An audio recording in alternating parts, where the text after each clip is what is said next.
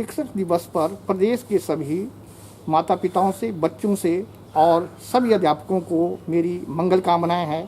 परिस्थितियां थोड़ी अलग है, कोरोना का काल है जिसमें बच्चों की ऑनलाइन एजुकेशन हो रही है, तो सरकार ने जो सुविधा बच्चों को दी है उसका वो जल्दी से फ़ायदा उठाएं, अपने अध्यापकों से जुड़े रहें फ़ोन द्वारा, और जो उनकी क्लासें ली जा रही है ज़्यादा से ज़्यादा प्रश्न वो घर में सॉल्व करें और टीचरों को बताएं, क्योंकि टीचर कुछ जो है वो स्कूल में भी पहुंच रहे हैं। हम शिक्षक दिवस पर अपनी महान जो हमारी परंपराएं हैं, क्योंकि गुरु को यानी कि ईश्वर के बाद दूसरा माना गया है, हमारी शिक्षा का महान मूल्य हमें बताता है कि शिक्षा असत्य से सत्य की तरफ, अंधकार से प्रकाश की तरफ और मृत्यु से अमरता की तरफ ले जाती है।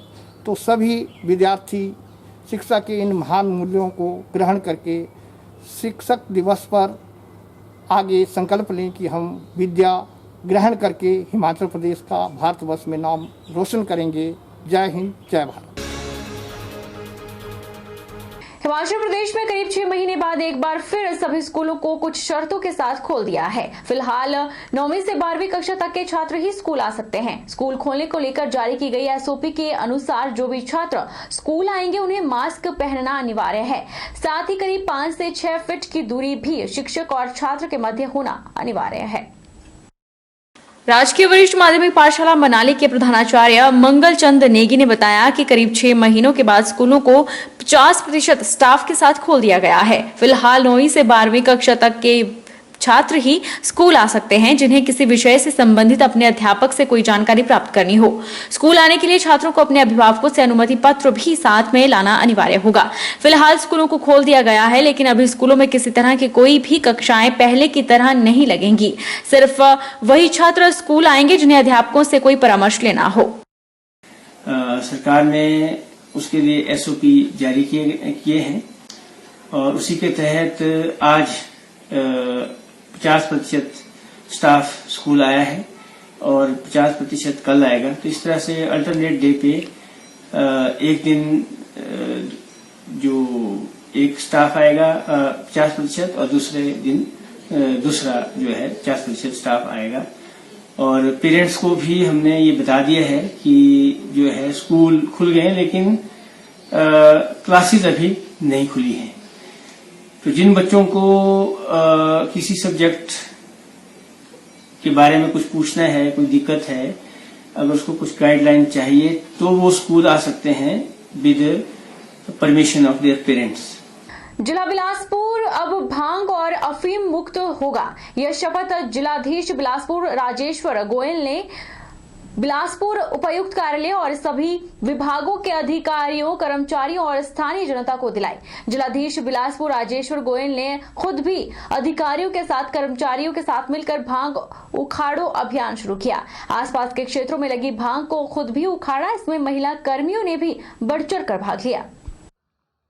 बिलासपुर उपायुक्त राजेश्वर गोयल का कहना है कि हिमाचल प्रदेश का जिला बिलासपुर 5 अक्टूबर से पहले भांग मुक्त किया जाएगा, क्योंकि नशा हमारे युवाओं के लिए जहर के समान है और उनकी जिंदगी पर यह गहरा असर डालता है। इसलिए इस प्रकार की नशीली वस्तुओं को जड़ से खत्म करना हमारा मुख्य उद्देश्य है।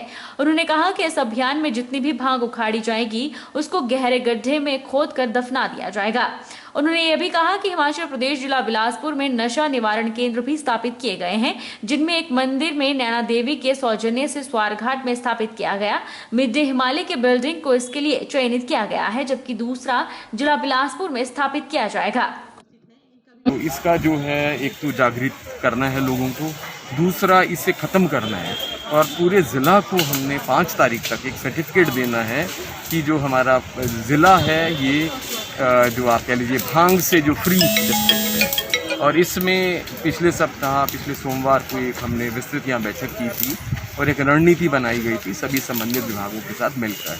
और पंचायती राज की जो हमारी संस्थान हैं उनकी भी बहुत अहम भूमिका इसमें रहेगी। इनके साथ साथ महिला मंडल्स और स्वयं सहायता समूह भी और सभी संबंधित विभाग। और इसमें जैसे आप देख रहे हैं कि भी यहाँ पे शपथ ली है हमने सबने, और उसके उपरांत जो है जो भांग का जो ये इस क्षेत्र में चंगर में जो काफ़ी वाइल्ड ग्रोथ है इसे रिमूव करने का भी हमने काम शुरू किया है। हिमाचल प्रदेश की भाजपा सरकार अपने हर भाषण में केंद्र की मोदी सरकार द्वारा चलाए गए गरीब और ग्रामीण लोगों के लिए योजनाओं के अपने भाषणों में लाइन लगा देते हैं और लोगों को बेहतर मूलभूत सुविधाएं देने के बड़े बड़े वादे बेशक करती हो, लेकिन जमीनी हकीकत कुछ और ही बयां करती है। दरअसल हम बात कर रहे हैं नालागढ़ के ग्राम पंचायत पलासी की। गरीबी रेखा से गुजरने वाले आज हम आपको ऐसे परिवार की तस्वीरें दिखाएंगे जिन्हें देखकर आपकी रूह कांप जाएगी। इस रिपोर्ट को देखकर आपको लगेगा कि वाकई में ग्राम पंचायत पलासी कला में गरीब ग्रामीण व्यक्ति को अनदेखा किया जा रहा है। पलासी गांव में रहने वाले रामलाल प्रदेश सरकार के बड़े बड़े दावों के बाद भी टीन के बनाए हुए घर में रहने को मजबूर हैं। जब हमने परिवार के सदस्यों से बातचीत की तो रामलाल ने बताया कि उन्हें ना तो पंचायत प्रतिनिधियों द्वारा कोई सहयोग मिला है, ना ही मंत्रियों और विधायकों से कुछ सहयोग मिला। इस घर में 4 सदस्य हैं जो हमेशा भय के साए में जी रहे हैं। उन्होंने बताया कि बरसात के दिनों में उन्हें घर छोड़कर कहीं और रहना पड़ता है क्योंकि उनकी झोंपड़ी में पानी घुस जाता है। रामलाल ने कहा कि अगर उनके परिवार को इस मकान में कुछ होता है तो उसका जिम्मेदार केवल पंचायत प्रतिनिधि होंगे। से हमारी है, हम 10 साल से बीपीएल कार्ड में नहीं है, हम घर से बहुत गरीब आदमी है। हम 10 साल से बीपीएल कार्ड में नाम दिलाने के लिए विनती कर रहे हैं इनसे, लेकिन हमारी कोई सुनवाई नहीं कर रहे हैं। ना पहले प्रधान से उन्होंने भी कुछ सुनवाई नहीं की, तो अब अवतार प्रधान जी है, इन्होंने भी हमारी 5 साल से कोई सुनवाई नहीं की है। मैंने सर इनके पास सब डिमांड रखी थी कि हमारा बीपीएल में कार्ड नाम दाखिल करे जावे तो हमें मकान की पाया जाए। हमारे मकान के लिए सर हमें हर महीने हर वर्ष से बोलते हैं कि हमने आपका नाम डाला हुआ है, ऐसे बात करते 5 साल बीत गए सर। है जी बीपीएल ਵਿੱਚ अपना नाम दर्ज करवाने वास्ते ਅਸੀਂ बहुत ज़्यादा मिन्नतां कर लिया, प्रधाना ਦੀਆਂ सब कासी ਦੀਆਂ कर लिया, पर किसी ने भी साडा नाम नहीं दर्ज किया हैगा। 2 बार ली जी फैल 2-3 महीने तक रख के फिर दोबारा मोड़ती, फिर एप्लीकेशन लगाओ, बोलते किसी का नाम कटवाओ, तुसी आप लड़ाइयाँ करके आप किसी का करवाओ। ਅਸੀਂ किहदे नाल लड़ाइयाँ कर लिए। वहीं दूसरी ओर ग्राम पंचायत पलासी के प्रधान अवतार का कहना है कि भू राजस्व विभाग द्वारा पटवारी के द्वारा इनके घर की रिपोर्ट तैयार करके ब्लॉक ऑफिस को भेज दी गई है। आगे की कार्यवाही भू राजस्व विभाग खुद करेगा। सर उसमें हमने 2018 में ना उनका मकान का डाल रखा है। बाकी 2018 के बाद हमारे जो मकान आया 2-3 मकान पास हो गए आगे। बाकी जो रामलाल है पाल का लड़का, इनका भी डाला हुआ है, इनका अभी आया नहीं है। जो सरकार इनको जैसे भी करेगी प्रोसेस में लगा हुआ है, आ जाएगा।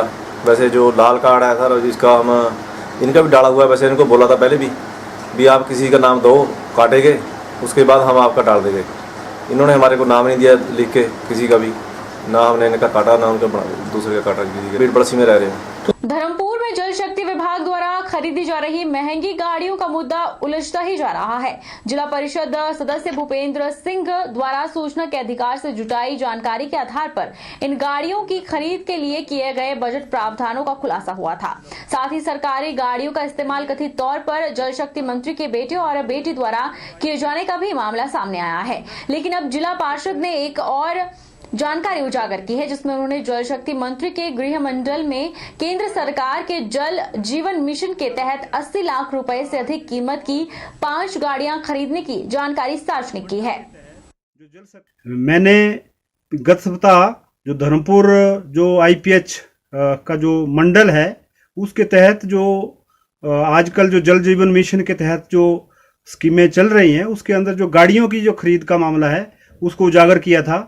और आज एक और जो तथ्य सामने आया है कि धर्मपुर मंडल के तहत जो जल शक्ति विभाग है जिसने 2 जो टेंडर हैं जो यूनिप्रो कंपनी को जारी किए हैं, जिसमें एक टौरखोड़ा क्षेत्र की 62 गांव के लिए है जिसकी जो टेंडर की जो वैल्यू है वो 52 लाख के आसपास है।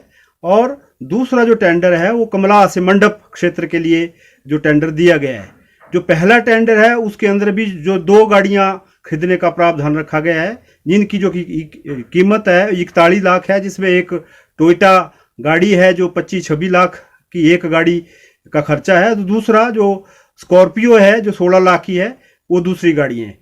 तीसरा जो बात अभी ध्यान में आई है कि जो कमलहा मंडप जो स्कीम है उसके अंदर भी जो 3 गाड़ियां हैं, जिसमें एक इनोवा गाड़ी है, 2 महिंद्रा बोलेरो गाड़ियां हैं उनको खरीदने का प्रावधान किया गया और ये कुल जो राशि है वो 80 लाख रुपए बन रही है।